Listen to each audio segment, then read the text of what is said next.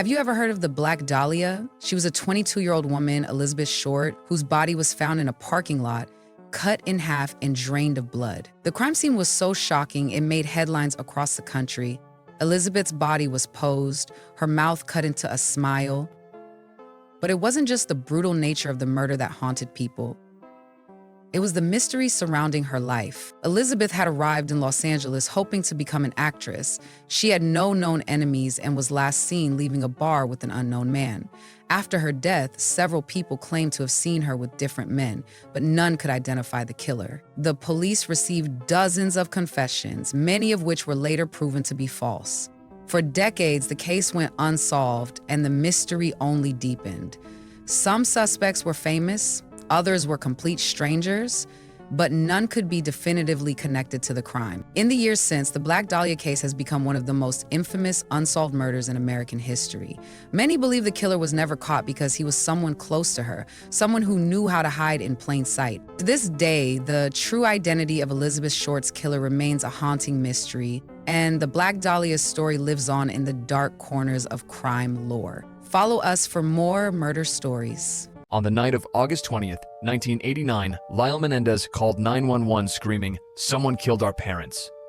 When police arrived at their Beverly Hills mansion, they found Jose and Kitty Menendez brutally shot. At first, it seemed like a robbery gone wrong.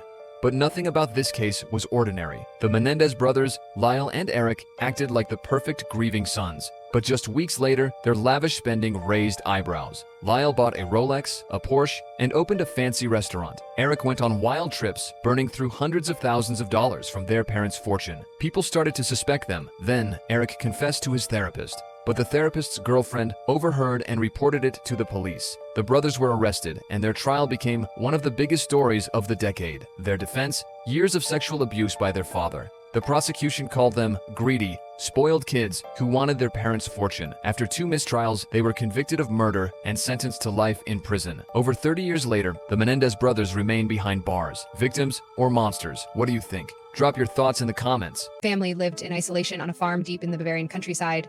But what they didn't know was that someone was already living among them.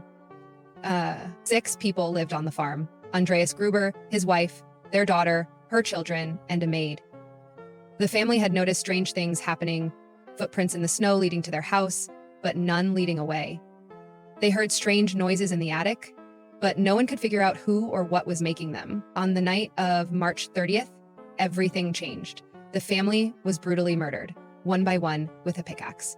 The killer stalked the house, silencing each victim as they slept or tried to escape. The maid was the last to die. She was found in the barn. Days passed, and neighbors began to worry when they didn't see anyone from the farm. But when they finally arrived, they found the entire family dead, and the murderer was still there. Even more chilling, the killer seemed to stay on the farm for days after the murders. They ate the family's food, slept in their beds, and even cared for their animals. The police were baffled. The killer had covered their tracks, literally leaving behind only a mystery that still haunts the world. No one was ever arrested for the murders. And some say the ghost of the farm still lingers, waiting for someone to solve its dark secret. Randy Stair seemed like a regular guy, quiet, worked the night shift at a grocery store in Pennsylvania. But behind the scenes, he was hiding something terrifying. For weeks, Randy had been uploading disturbing videos online. In them, he talked about death and a fictional world he believed he belonged to. He even hinted at something big he was planning, but no one reported it. On June 7th, 2017, Randy went to work like it was just another shift. But this time, he came armed with 2 shotguns. He waited until the store was empty of customers, then blocked the exits. Without warning, he opened fire on his co-workers. He killed 3 of them, Terry, Victoria, and Brian. Then, he turned the gun on himself. When police searched his home, they found journals and videos where he described his hatred for humanity and his detailed plan for the attack. He'd been preparing for weeks, and no one had stopped him. The story of Randy Stair is chilling. It's a reminder to take warning signs seriously, because sometimes the quietest people are the most dangerous. Inside a small, unassuming trailer in New Mexico, David Parker Ray created a chamber of horrors. He called it the Toy Box. What went on inside it is almost too horrifying to believe. For decades, Ray targeted women. He'd drug them, kidnap them, and bring them to the trailer. Inside, there were chains, whips, and surgical tools. He even recorded audio tapes he'd play for his victims, describing exactly what he planned to do to them. Most victims didn't survive, but the ones who did remembered waking up with no memory of what happened, only flashes of chains and pain.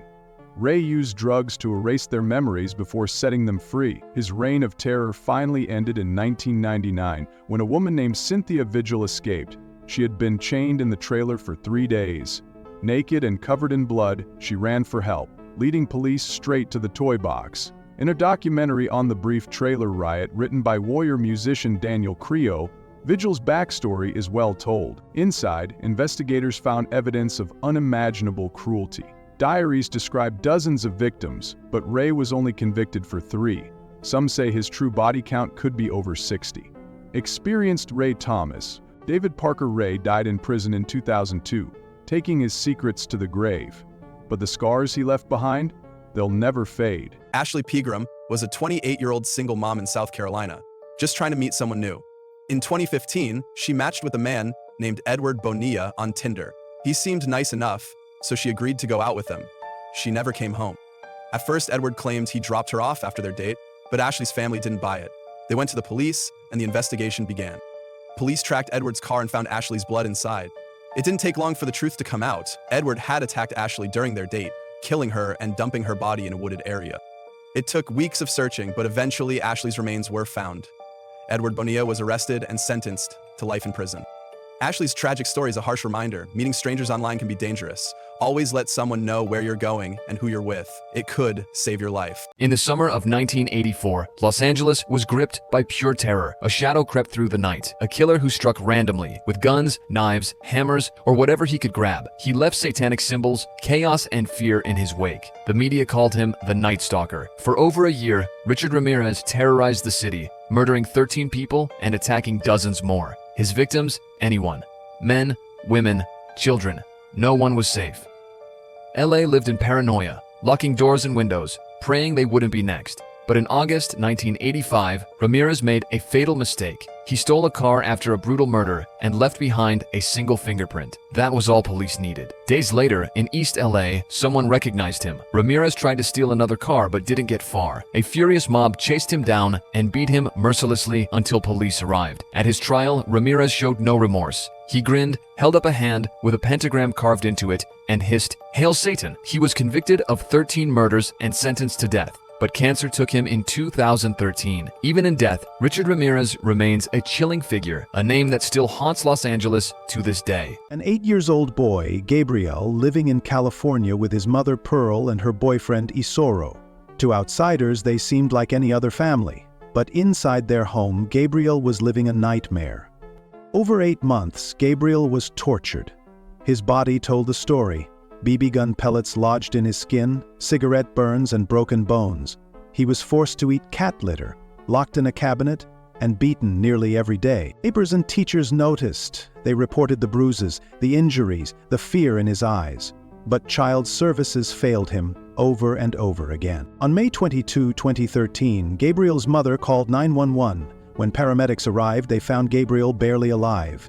He had a fractured skull, broken ribs, and burns all over his body. He died 2 days later. During the trial, Isoro laughed in court as the details of Gabriel's suffering were read. His own mother admitted she joined in on the abuse. The jury didn't take long. Isoro was sentenced to death. Pearl got life in prison. But no sentence could undo the horror Gabriel endured. His last words were, "Why doesn't anyone love me?"